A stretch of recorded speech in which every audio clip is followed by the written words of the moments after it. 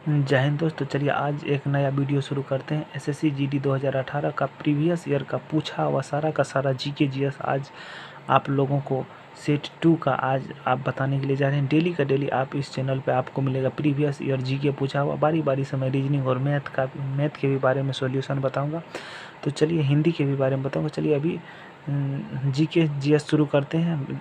Daily by daily मिलेगा आपको previous year का। चलिए शुरू करते बिना देर के। अगर आपको ये चैनल अच्छा लगा तो चैनल को लाइक और सब्सक्राइब भी करें। चलिए शुरू करते हैं। स्पर्श के कारण पौधे में दिशात्मक विकास गति डैश कहलाती है। 4 ऑप्शन दिया हुआ। थियोगोनो, इसका जो आंसर होगा दोस्त थिगमोनेस्टी होगा। इसका जो आंसर होगा थिगमोनेस्टी के कारण पौधे में दिशात्मक विकास की गति कहलाती है। चलिए नेक्स्ट क्वेश्चन की ओर चलते हैं। चलिए यहाँ से शुरू करते हैं क्वेश्चन। प्रीवियस ईयर का पूछा हुआ क्वेश्चन है दोस्त। महानदी और गोदावरी के डेल्टा डैश मिट्टी से समृद्ध होता है। महानदी और गोदावरी का डेल्टा किस मिट्टी से समृद्धि होता है? तो इसमें 4 ऑप्शन दिया हुआ है। 4 ऑप्शन में से आप हमारी किस में मारते हैं? जलोढ़ मिट्टी में होता है। जलोढ़ मिट्टी।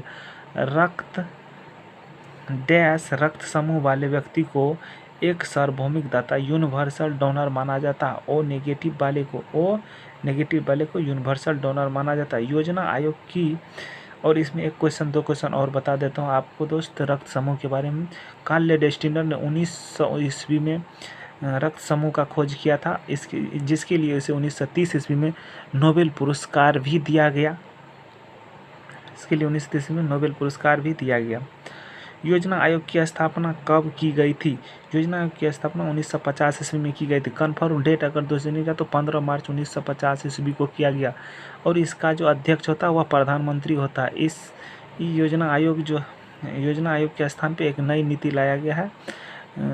नीति आयोग को लाया गया है 1 जनवरी 2015। उसका स्थापना 1 जनवरी 2015 को हुआ था और उसका भी अध्यक्ष प्रधानमंत्री ही होता है।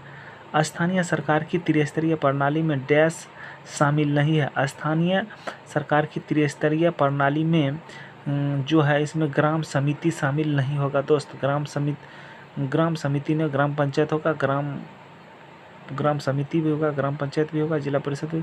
ग्राम समिति जो होगा ये शामिल नहीं होगा। चलिए नेक्स्ट क्वेश्चन शुरू करते हैं। संयुक्त राज्य अमेरिका ने डैश में एक लोकतांत्रिक संविधान को अपनाया। संयुक्त राज्य अमेरिका ने कब एक लोकतांत्रिक संविधान को अपनाया? 1787 ईस्वी में। और संयुक्त राज्य अमेरिका का आज़ादी दिवस जो मनाया जाता है 4 जुलाई को मनाया जाता है। 4 जुलाई 1977 में ये आज़ाद हुआ था। नेपोलियन किस युद्ध में हार गया था? नेपोलियन वाटरलू के युद्ध में हार गया था। वाटरलू का युद्ध हुआ था 18 जून 1815 ईस्वी को। नेपोलियन जो था वह वाटरलू के युद्ध में हार गया, जो 18 जून 1815 ईस्वी में हुआ था। और नेपोलियन ने ही सर्वप्रथम इंग्लैंड को बनियों का देश भी कहा था। नेपोलियन ने सर्वप्रथम इंग्लैंड को बनियों का ही देश कहा था। और नेपोलियन को वाटरलू के युद्ध में हारने के बाद दोस्त इसे बंदी बनाकर ले गया था। निम्नलिखित में से कौन सबसे कठोर पदार्थ है? निम्नलिखित में से कौन सबसे कठोर पदार्थ है? हीरा। अगर पदार्थ सबसे कठोर बोलेगा तो हीरा। अगर धातु सबसे कठोर बोलेगा तो प्लेटिनम होता है। और हीरा का जो अपवर्तनांक होता है 2.417 होता है। भारत में स्टैच्यू ऑफ यूनिटी डैश की दुनिया की सबसे प्रतिभा है। भारत में स्टैच्यू ऑफ यूनिटी जो है सरदार वल्लभ भाई पटेल की सबसे ऊंची प्रतिभा है, जिसकी लंबाई अगर मीटर में बोलेंगे तो 182 मीटर होगा दोस्त। स्टैच्यू ऑफ लिबर्टी की 182 मीटर होगा। फीट में बोलेंगे तो 597 फीट होगा। चीन में जो बुद्धा की जो मूर्ति है वह सिर्फ 128 मीटर की है। और अमेरिका के जो स्टैच्यू ऑफ लिबर्टी वह 93 मीटर की है दोस्त। तो सबसे बड़ा स्टैच्यू ऑफ लिबर्टी सरदार भाई पटेल की 182 मीटर की है। ये गुजरात राज्य में स्थित है। बेगम हजरत महल भारत को निम्नलिखित में से किस विद्रोह में शामिल था? बेगम हजरत महल सिपाही विद्रोह 1857 में शामिल था।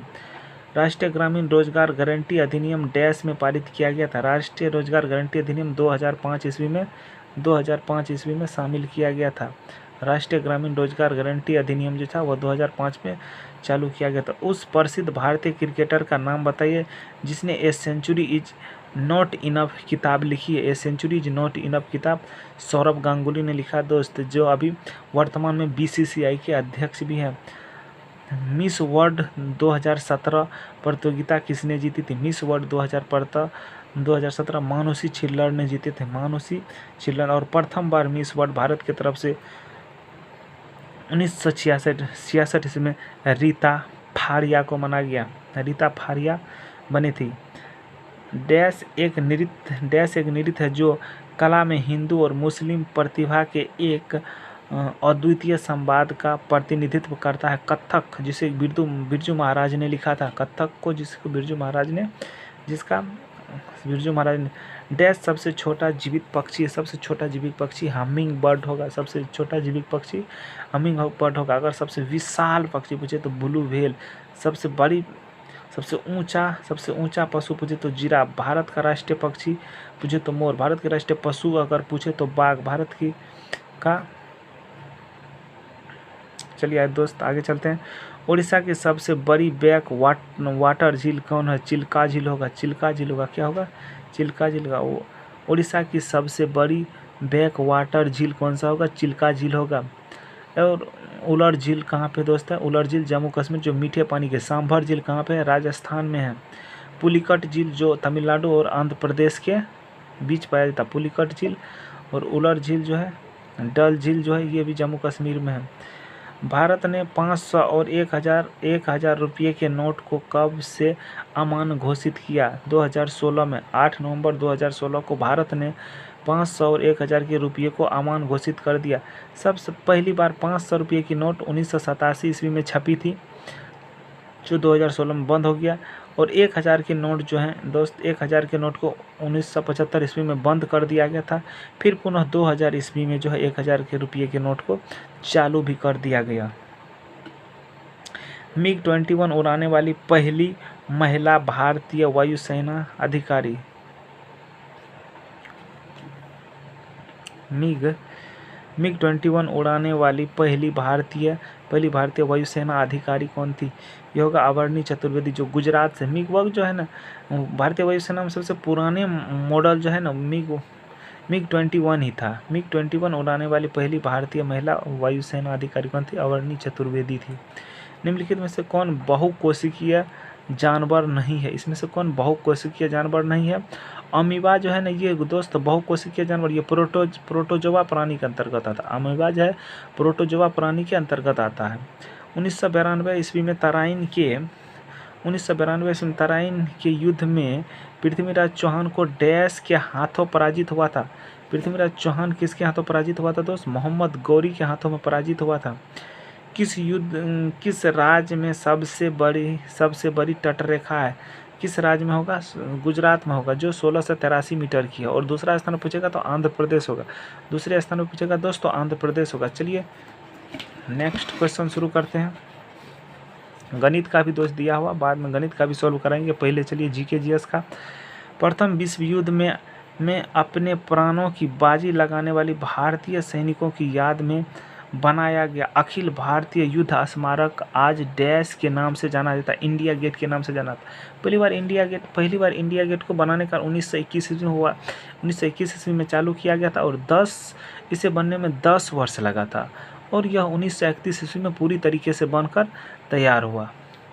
और यहाँ पे गणतंत्र दिवस 26 जनवरी के रोज़ जो है ना, परेड किया जाता है, झंडा फहराया जाता है। भारत के स्वतंत्र होने के बाद कौन सी हिंदी फिल्म भारतीय हॉकी टीम के पहले स्वर्ण पदक पर आधारित है? गोल्ड फिल्म है दोस्त।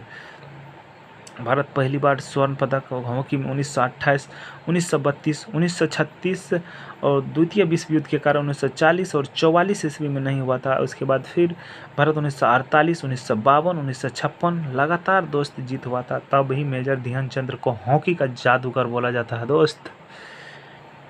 स्ट्राइक फ्रॉम द हार्ट पुस्तक के लेखक की पहचान करें। स्ट्राइक फ्रॉम द हार्ट पुस्तक के लेखक कपिल देव हैं। और क्रिकेट में लाइव के भी लेखक कपिल देव ही है दोस्त। क्रिकेट में लाइव के लेखक कपिल देव। 19वीं सदी से किस देश में सार्वभौमिक मताधिकार दिया? 19वीं सदी से किस देश में? न्यूजीलैंड में। जय हिंद दोस्त, आशा करता हूँ कि आपको एसएससी जीडी के प्रीवियस ईयर का क्वेश्चन अच्छा लगा होगा। अगर आपको अच्छा लगा तो आप हमारे इस वीडियो को पूरा देखें और हमारे इस वीडियो को लाइक भी करें, कमेंट भी करें और आगे की भी वीडियो पाने के लिए हमारे चैनल सीमांचल स्टडी को सब्सक्राइब भी करें। तब तक के लिए जय हिंद दोस्त।